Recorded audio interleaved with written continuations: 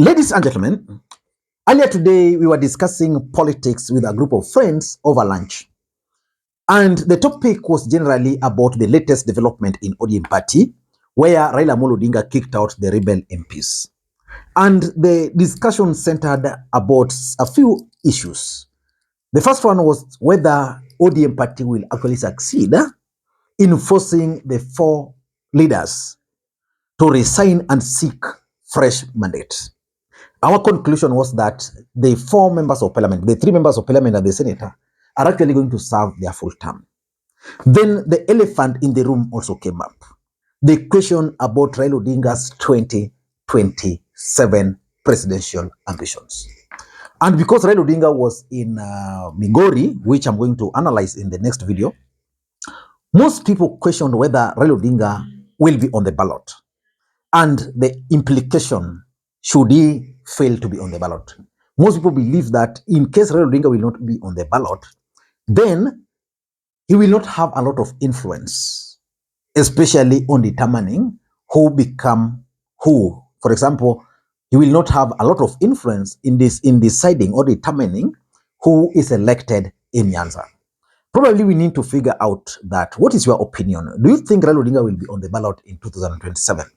And in case Raila Odinga will not be on the ballot, do you think he will still have a lot of sway in determining who becomes the governor for Kisumu, the governor for Homa Bay, the governor for Migori, the governor for Mombasa, the governor for Kisii? Things like those. Let me know your opinion. But in this video, I want us to discuss something which also came up during our meeting. The 2032 general election. And who do you think William Ruto will support in 2032, assuming he's going to win in 2027? Let's just make that assumption. Because Boni Aluwale, actually our discussion was prompted or provoked by a statement which made headline today, that Boni Aluwale was captured saying that William Ruto met with the Luhya leaders and made a promise to them that he was going to support one of them for the presidency in 2032. Which begs the question, what about Rigathi Gachagua? And that statement by Boni Aluwale is actually causing serious political storm in Mount Kenya. As we speak, tears are generally flowing freely in the eyes of Mount Kenya politicians. The mountain is in agony. They are worried about their fate post William Samoei Arap Ruto. So in this video, I want us to generally figure out whether Ruto is planning to support Rigathi Gachagua or Musalia Mudavadi. Now let us get back a bit to 2013. You know, in 2013, William Ruto teamed up with Uhuru Kenyatta. Both of them had their own parties. Then in 2017, they merged those parties and then they contested. But one thing was clear, that Uhuru made it very, very clear from the onset that he was going to serve 10 years. Then after 10 years, Ruto was going to make it another 10 years. That is totally different from the kind of arrangement Ruto had with Rigathi Gachagua. Ruto never made any commitment that he was going to support Rigathi Gachagua or he was going to support someone else. In fact, if you look at Mount Kenya politics with a political lens, I think William Ruto has checkmated each of those leaders. There is Moses Kuria, there is Anne Waiguru. Anne Waiguru by next year will be serving, will no longer be eligible. There is Rigathi Gachagua. Then there is Kimani Ichung'wah, who is now being given prominence. And then there is Ndindi Nyoro, who is a close associate of William Ruto. So William Ruto can pick any of those people as his running mate in 2027, or there's the rumor that one of those guys can actually be a potential presidential candidate post William Samoei Arap Ruto. But the issue of Musalia Mudavadi is something which is really worrying Kenya Kwanza. The other day, I was explaining to you guys on this platform this issue of Rigathi Gachagua and Cleophas Malala, that Rigathi Gachagua is probably using Cleophas Malala to undermine and to undercut Musalia Mudavadi in Mount Kenya. But do you think Ruto will honor the promise to support Musalia Mudavadi? For us to understand that, we need to ask ourselves several questions. And the first question which we must ask ourselves is that, are there signs that Ruto is likely to pick a lawyer as a presidential candidate in 2032? Is there that possibility? That is the first question. Are there signs that Ruto is likely to support someone from Luhya Nation? For me, if you ask me, yes, there are those signs. But of course, in politics, some things are just done for purposes of it. But there are signs. Why am I saying so? William Ruto is currently appointing more lawyers into strategic positions in government. William Ruto just recently appointed the KRA Director General from Luhya Nation. He also appointed DPP from the Luhya Nation. Those two appointments are a pointer. Because if you look at the history of this republic, the position of KRA, how many people have held it? When Kibaki was the president, you know who held that position and the role he played. Then there is the DPP, a very influential position, because that will determine which cases are taken to court or which ones are dropped.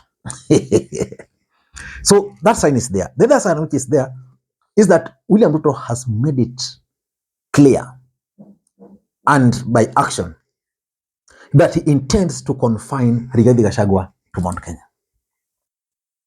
You see, today, Musalia Mudavadi departed for UK. Where was Rigathi Gachagua? Mount Kenya. What was Rigathi Gachagua talking about in Mount Kenya? He was telling the people how Raila Odinga delayed at KICC. Why Raila Odinga remained alone. He was telling them how Raila Odinga managed to sneak. You know? That was now Rigathi Gachagua, confined to the mountain. Musalia Mudavadi is everywhere. Rigathi Gachagua has now been made the deputy president of Mount Kenya. And if you ask me, if Ruto wanted Rigathi Gachagua to succeed him, probably Rigathi Gachagua would be out there. But every time you see Rigathi Gachagua outside Mount Kenya, he is always following William Ruto. Either Ruto is in Western Kenya, Ruto is in Kisii, Ruto is in Mombasa, he's following. Again, if you ask me, another sign is the gagging of Mount Kenya MPs. Mount Kenya MPs have been gagged as we speak. They can't speak, which means for the next 5 years, they can't even talk about succession politics. And not only that, they've been gagged from talking. These guys cannot even meet as parliamentary group. Let's say Mount Kenya parliamentary group meeting. They can't meet. They were told not possible. And that's why they always find it easy to enter into discussion, any discussion that touches on Raila Odinga. So for me, if Ruto was keen on with the mountain, Rigathi would have been moving around. So that's another sign. And if you ask me, the fact that Rigathi Gachagua is clearly being made to carry the burden of some mistakes, I think it's a pointer. And of course, if you look at Mudavadi, he's been given morals in government. He's not coordinating ministries. Very big position in government. He's representing William Ruto outside the country. Serious assignment. And of course, his position, which is unconstitutional, is being made part and parcel of our constitution. So that answers the question about the signs that Ruto can support someone from the Luhya Nation. But the other question which we need to figure out is, what can really motivate Ruto to support a Luhya? What do you think can motivate Ruto to support a Luhya candidate? In our discussion, there was a general conclusion that Ruto might actually support Mudavadi as a strategic move to punish the Kikuyus. You know, in this country, there's that feeling that, if you remember that video that was circulating where Ruto was saying, mimi ndio niko na shida na Wakikuyu. Which era was that? So there's that possibility. But of course, we are just talking politics possibilities here. And if you ask me, Ruto ended dynasty. He ended it, according to Kenyans. Now, according to me, William Ruto is also planning to end tribal dominance. When you talk of tribal dominance, we are talking of 60 years two tribes ruling. Ruto would want to be the president who ended that by transferring now the presidency to some other part of the country. And I think by doing that, maybe the rest of the country can decide to support him. So I think Ruto, having achieved that feat of defeating the dynasty, is also planning to remove power from the hands of the Kikuyus. Being a Kalenjin, is also going to extend it. Again, if you ask me, there is also the need for protection. You know, after Uhuru Kenyatta left office, a lot of things happened. And if you ask me today, Uhuru Kenyatta is not at peace at the moment because he's being frustrated. Now, William Ruto has been revenging on Uhuru Kenyatta. But William Ruto is proving to be powerful within Kenya Kwanza, which means Ruto might want a safe hand to protect him. That would mean William Ruto will require a Kalenjin as a running mate. And I think that's why the discussion is Mudavadi, the presidential candidate, then being paired by a Kalenjin, Kipchumba Murkomen for that matter. When that happens, Mudavadi is perceived to be weak, so he'll make a weak president in their calculations. Then Kipchumba Murkomen will then run the country, just to ensure that William Ruto is protected. So that's something which they are planning. And of course, if you ask me, those statements which Alwale is alluding to could also just be part and William Ruto's strategy of winning the 2027 presidential election. Because how do you convince Luhyas to vote for you? Tell them nitawapea the running mate, or I'll give you the presidency after I retire. So they'll hope and rally around the proposed presidential candidate, who is Musalia Mudavadi. Support Ruto in the hope that Ruto will extend a hand. I don't know what to think. That's my take. Again, for those who are watching this channel for the first time, please take a second or two, click that subscribe button so that next time we produce a video like this, YouTube will automatically notify you. And to the subscribers, I want to continue thanking you guys for your continued support, because without that support, this channel cannot be where it is. Cannot be where it is. And until next time, this is Makwiny. Bye-bye.